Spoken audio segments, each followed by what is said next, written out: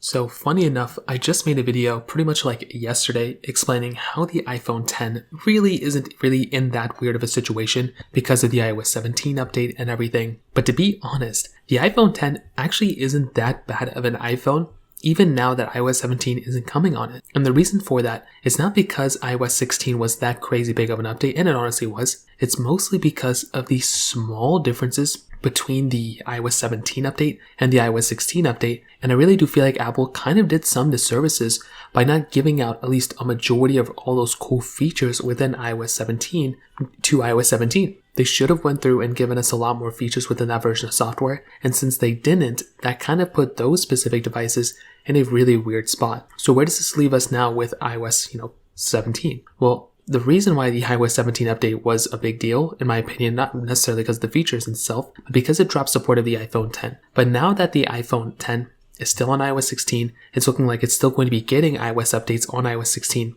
at least for the next few years. That is a really, really big deal. And usually when I would look at something like the iPhone 10, I normally wouldn't really look at that device as being the first phone I'd recommend to people. And I've always been against, for the most part, recommending, actual devices to people that are unsupported now. So when you have a device like the iPhone 10 on iOS 17, and that device is no longer supported, but it may still be a decent device to actually buy for some people out there. So I say that to say, if you're in the market and you are on an extreme budget and you need to go ahead and buy some sort of phone out there, I have to be honest, I don't really think the iPhone 10 is that bad of a deal. And I actually do think it's a really decent option. If you're in the market and you need to buy a phone and use it for the next year, because of the completely insanely small changes that kind of came with iOS 17, there's some big ones, but most of the time there's usually some small ones. You might be better off if you just go ahead and buy an iPhone, like an iPhone 10, use it for the next year or so, and then move on to maybe an iPhone 14 in the used market or an iPhone 13 in the used market, rather than buying something like an iPhone,